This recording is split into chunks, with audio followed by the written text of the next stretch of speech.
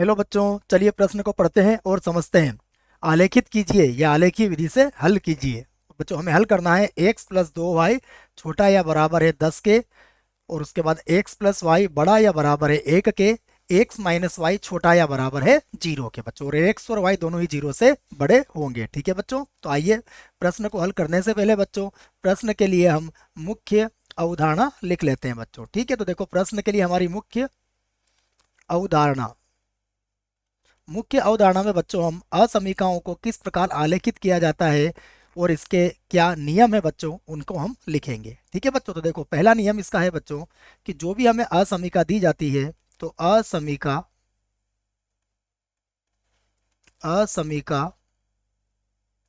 के संगत के संगत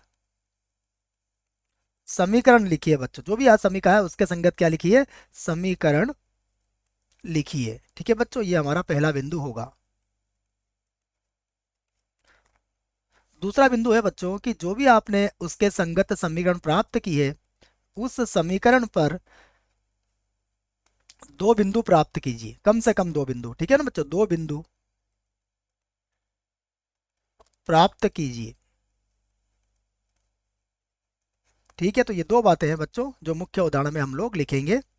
बाकी बातें बच्चों हम प्रश्न को हल करेंगे तब और अच्छे से समझ लेंगे। चलिए बच्चों, सबसे पहले हम पहली असमीका लिखते हैं। ठीक है, तो पहली असमीका,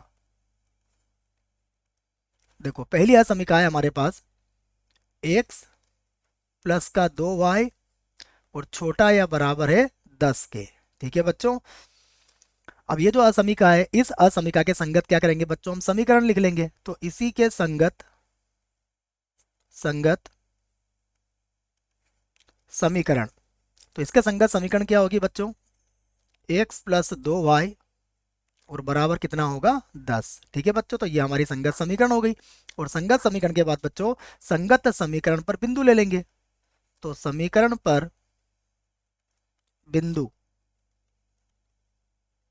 देखो बच्चों समीकरण पर बिंदु लेने के लिए सबसे पहले x का मान 0 रखेंगे तो हमें y का मान मिलेगा 5, तथा y का मान 0 रखेंगे बच्चों तो x का मान मिलेगा 10। ठीक है, अब बच्चों इसे आलेखित करते हैं हम। देखिए, तो इसको आलेखित करने के लिए बच्चों सबसे पहले हम एक वाई एक्स बनाते हैं। ठीक है, और एक एक शख्स बना लेते हैं बच्चों। तो ये हमारे पास क्या हो जाएगा, एक शख्स। तो ये तो एक शख्स हो गया, और ये हो गया हमारे पास वाई एक्स। ये है बच्चों मूल बिंदु जो कि होगा 0 0। ठीक है बच्चों, देखो अब पहला बिंदु देखते हैं। पहला बिंदु इस पर क्या है, तो पहला बिंदु है बच्चों इस पर 0,5। ठीक है, तो 0,5 के लिए बच्चों हम इसे 2 मान लेते हैं, ये 4 हो जाएगा। ठीक है बच्चों, और उसके बाद ये 2 ये 4 और यहाँ पर ले लेते हैं बच्चों 5, तो ये होगा 0,5। ठीक है, और अगला है 10, तो ये 2 4 6 8 और ये 10, तो ये बिंदु होगा हमारे पास 10,0। ठीक है, देखो दोनों को मिलाती हुई एक रेखा खींच देंगे हम। तो ये हमने दोनों को मिलाती हुई एक रेखा खींच दी बच्चों। ठीक है, और इस रेखा पर देखो बच्चों क्या था इस असमीका में, ये था x प्लस 2y। तो मैं लिख देता हूँ x प्लस 2y, उसके बाद छोटा या बराबर है बच्चों किसके, 10 के। ठीक है, छोटा या बराबर है 10 के। दूसरा देखते हैं बच्चों, दूसरी असमीका हमारे पास क्या है। उसके पहले बच्चों इसको मूल बिंदु से भी संतुष्ट करा लेते हैं। ठीक है ना, असमीका को मूल बिंदु से संतुष्ट करवाने से हमें इस बात की जानकारी मिलेगी कि इसका हल मूल बिंदु की ओर है या फिर मूल बिंदु की ओर नहीं है। ठीक है, तो बच्चों इसी का नाम हम मूल बिंदु पर देखते हैं। तो मूल बिंदु पर,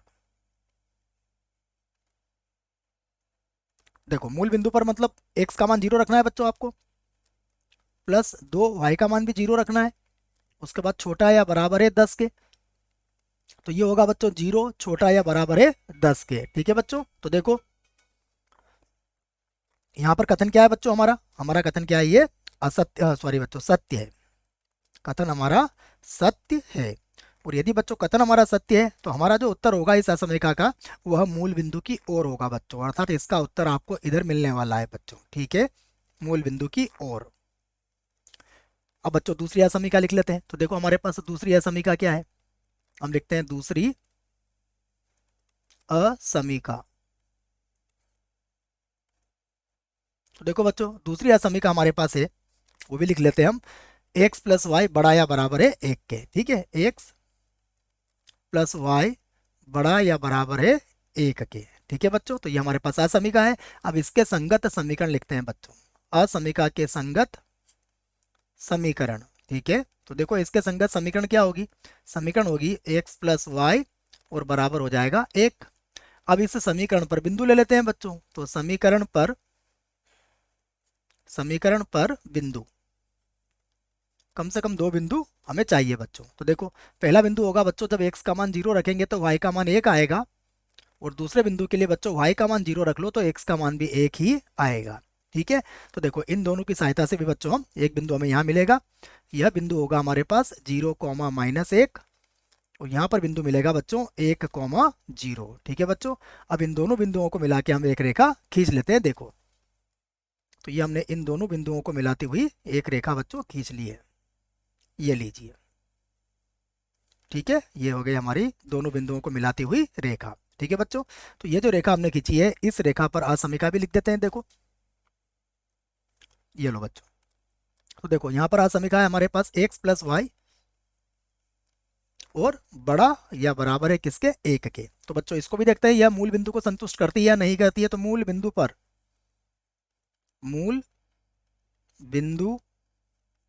पर देखो बच्चों, मूल बिंदु पर यहाँ x का मान 0 रखेंगे, प्लस y का मान भी 0 रखेंगे, और उसके बाद आ जाएगा 1, तो फिर से रखेंगे यहाँ पर 0, उसके बाद फिर से आ जाएगा बच्चों 1। तो क्या ये असत्य है या असत्य है बच्चों, तो हम कहेंगे ये क्या है, असत्य है, ठीक है। और यदि बच्चों ये असत्य है तो फिर इसका उत्तर हमें मूल बिंदु की तरफ नहीं मिलेगा, मूल इसका जो हल क्षेत्र होगा वो मूल बिंदु के विपरीत ओर होगा, ठीक है बच्चों। तो इसका हल क्षेत्र हमारा इधर कहीं आएगा, ठीक है। अब तीसरी असमीका लिख लेते हैं बच्चों, तीसरी असमीका। तो देखो तीसरी असमीका हमारे पास क्या है, यह है x-y और छोटा या बराबर है 0 के, ठीक है बच्चों। अब इस असमीका के संगत हम लोग समीकरण लिख लें, तो संगत समीकरण, तो इसके संगत जो समीकरण होगी बच्चों वह होगी x-y बराबर 0। अब समीकरण पर बिंदु ले लेते हैं बच्चों, तो समीकरण पर बिंदु,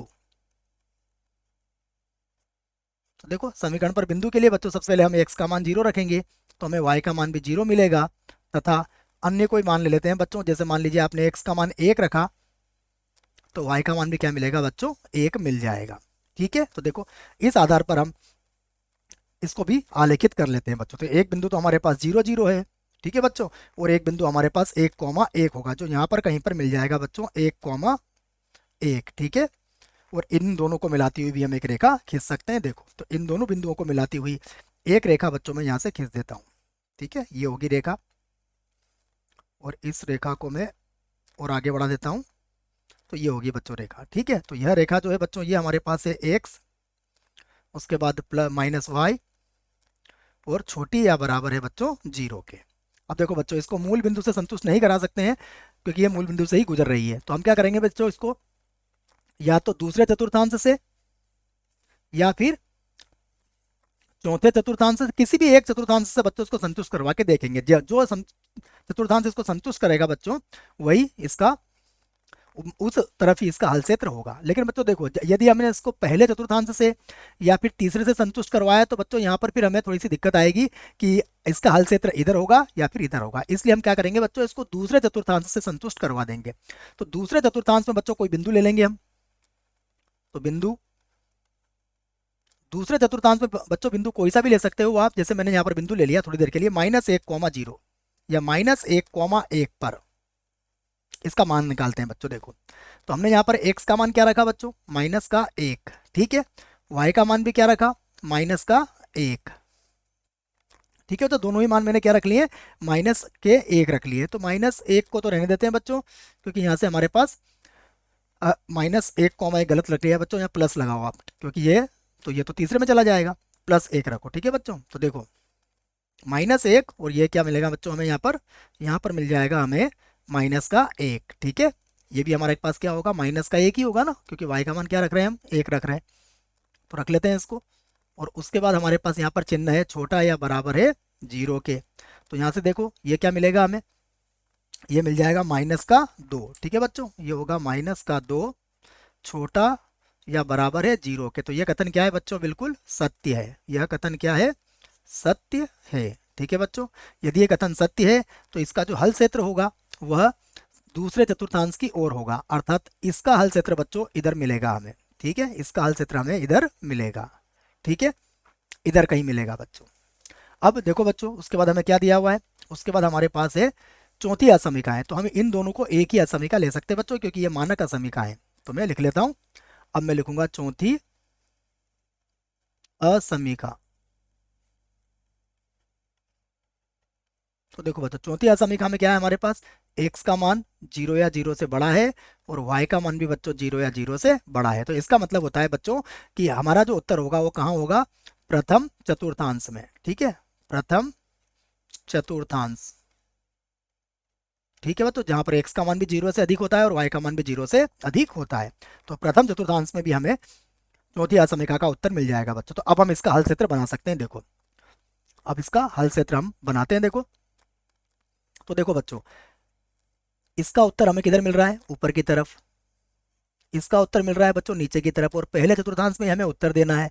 तो मैं आपके सामने जो ये भाग छायांकित कर रहा हूँ, यही क्या होगा, हमारा हल क्षेत्र होगा बच्चों। ठीक है, ये हमारा हल क्षेत्र होगा जिसमें सभी असमिकाएं संतुष्ट होगी। ठीक है बच्चों, तो देखो यहाँ पर हम लिख सकते हैं इस बात को कि यह हमारा क्या है बच्चों, हल क्षेत्र है।